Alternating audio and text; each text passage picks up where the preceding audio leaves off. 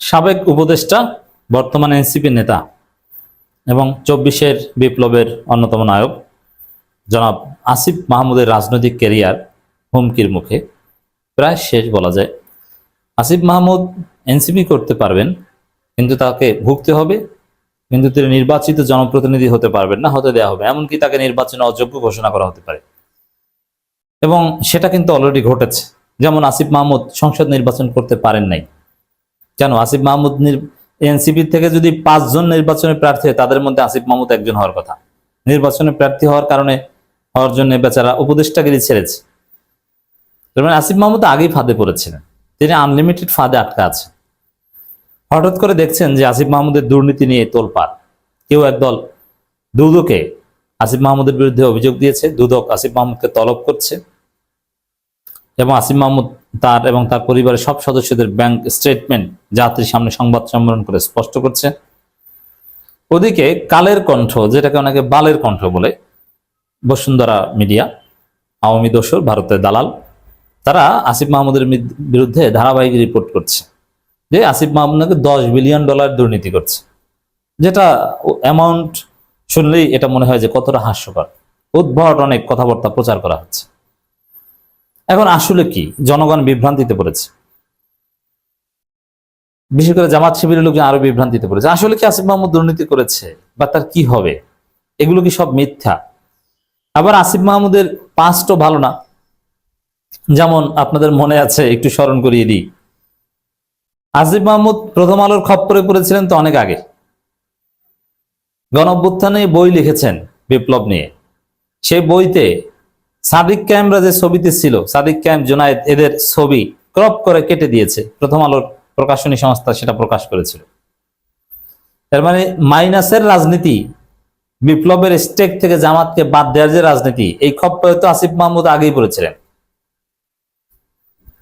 এবং আমি আপনাদেরকে একটা বিষয় স্মরণ করিয়ে দিই, আসিফ মাহমুদ যে এই জাতীয় সংসদ নির্বাচনে প্রার্থী হতে পারেনি, উপদেষ্টা থেকে পদত্যাগ করেও, এটা বেসিক্যালি জামাতের কারণে পারেনি। জামাত বলেছে যে আসিফ এবং মাহফুজ, এই দুইজনকে আমরা নমিনেশন দেব না। মাহফুজ ছেলেটা একদম ধ্বংস হয়ে গেছে, দেখেছেন? মাহফুজের এখন কোনো দাম নাই, কোনো মিডিয়া ডাকে না, কিচ্ছু না। ফেসবুক পোস্টও এখন কোনো রিয়াক্ট নেই। মাহফুজ জীবনে কিচ্ছু করতে পারবে না। এমনকি ও আইনজীবীগিরি করেও খেতে পারবে না, বুদ্ধিজীবীতে করেও খেতে পারবে না। ওর কপালে বিপদ আছে। জামাত শিবিরের সাথে যে ভয়ানক বেয়াদবি করেছিল, এর শিক্ষা সুফলও পাবে। তো জামাতের এমবার্গো ছিল এই আসিফ এবং মাহফুজের বিরুদ্ধে, যে ওরা তোমাদের দল করুক, কিন্তু আমাদের জোটের প্রার্থী আমরা করতে পারবো না। আসিফ মাহমুদের সমস্যাটা কি দলে? আসিফ মাহমুদ, দেখেন এখানে এই প্রথম এই কথাটা আগে ক্লিয়ার করি, আসিফ মাহমুদের বিরুদ্ধে যে দুর্নীতির অভিযোগ, এটা কি মিথ্যা? আসিফ মাহমুদ নিজের ব্যাংক হিসাব, কত টাকা আছে স্ত্রীর অ্যাকাউন্টে, বাবার অ্যাকাউন্টে, নিজের অ্যাকাউন্ট, সব কত টাকা ইনকাম করেছেন, সবকিছু বলছেন। এগুলো সত্য না মিথ্যা? তো এইটা একটু ক্লিয়ার করি। প্রথম কথা হচ্ছে যে আসিফ মাহমুদ দুর্নীতি করুক বা না করুক, এটা ফ্যাক্টর না, এটা আগে বুঝতে হবে। বাংলাদেশে আসিফ দুর্নীতি করেছে, ট্রু। আসিফ যে দুর্নীতি করেছে তার চাইতে 1000 গুণ দুর্নীতি প্রত্যেক দিন হয়, এবং এটা সবাই করে। আসিফ কি দুর্নীতি করেছে আমরা জানি, এ ভালো ছেলে না। কিন্তু আসিফের যে ব্যক্তিগত সহকারী, এরাই কোটি কোটি টাকার মালিক হয়েছে, বিদেশে টাকা পাচার করেছে। তো ওটা একজন মন্ত্রীর জন্য কিছুই না। আর কয়েকটা মন্ত্রণালয় মন্ত্রী ছিলেন আসিফ মাহমুদ। একজন সচিব আসিফের চাইতে দুর্নীতি বেশি করে। একজন সচিব, একজন ডিসি প্রত্যেক দিন, একজন ওসি যে পরিমাণ ঘুষ খায় আপনি জানেন? প্রত্যেক দিন কি পরিমাণ ঘুষ খায়? একজন এসআই প্রত্যেক দিন কত টাকা ঘুষ খায়? এখনো ডেইলি, ইউনুসের আমলে, এখন সব সময় আমি জানি। অতএব দুর্নীতি এটা বাংলাদেশের রিয়ালিটি। জামাত ছাড়া কেউ দুর্নীতি মুক্ত বাংলাদেশ করতে পারবে না। আর জামাত আসলেই যে দুর্নীতি মুক্ত হয়ে যেত তা না, তাহলে জামাত ফল করতো, কোলাপস করতো।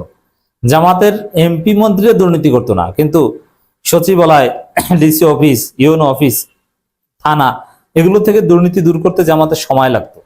বিকল্প তৈরি করে ধীরে ধীরে অভিযান চালাতে হতো।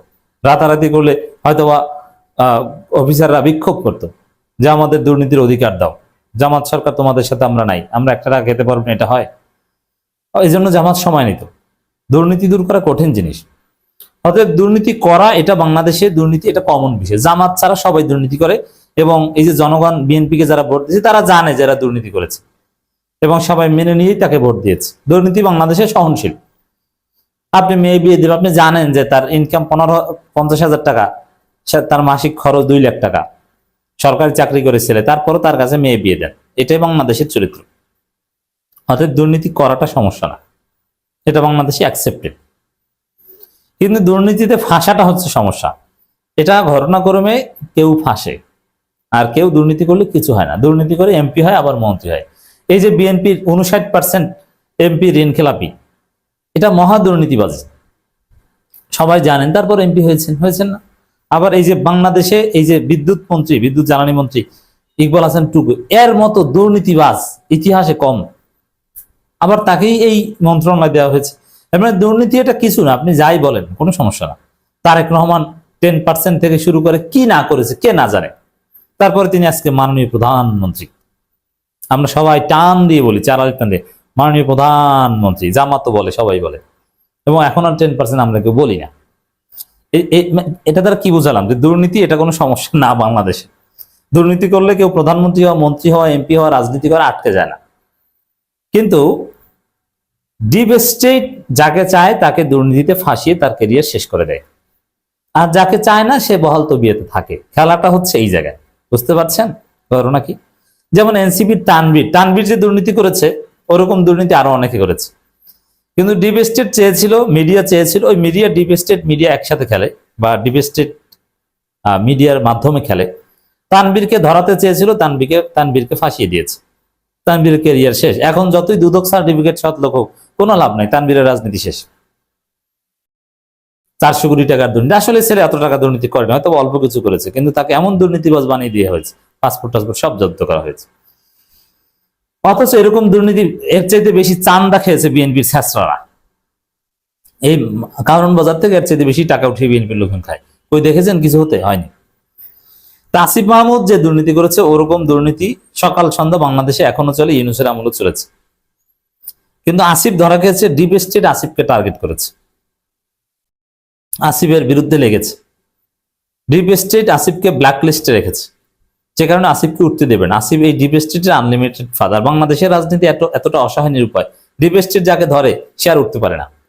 এই যে জামাতের মতো তুমুল জনপ্রিয় দল, ডিপ স্টেট চেয়েছে জামাত ক্ষমতায় আসতে পারবে না, আসতে পারেনি, তো জামাতেই পারেনি ডিপ স্টেটের সাথে, তুমি আসিফ মাহমুদ কিসের? তুমি দুর্নীতি 2 টাকা করলেও তুমি ধরা খাবা, আর যত বেশি করে ধরা খাবা। দুর্নীতি মুক্ত তুমি না, তবে যা করেছো এতে এই অবস্থা হওয়ার কথা না। এখন ব্যাংক স্টেটমেন্ট এগুলো দিয়ে কোনো লাভ নাই, কারণ দুর্নীতি করলে সেটা নিজের এবং পরিবারের ব্যাংকে সেই টাকা রাখে না। এখানে ব্যাংক স্টেটমেন্ট দেখিয়ে এতে কোনো লাভ নাই। মূল হচ্ছে ডিপ স্টেট ধরেছে, রাজনৈতিক ক্যারিয়ার খেয়ে ফেলবে, নির্বাচন করতে দিবে না, ভুগতে হবে। তা বাংলাদেশের রাজনীতি অসহায়, তবে আপনি কিছুটা হলেও পাপ করেছেন, এটা হচ্ছে আসল কথা।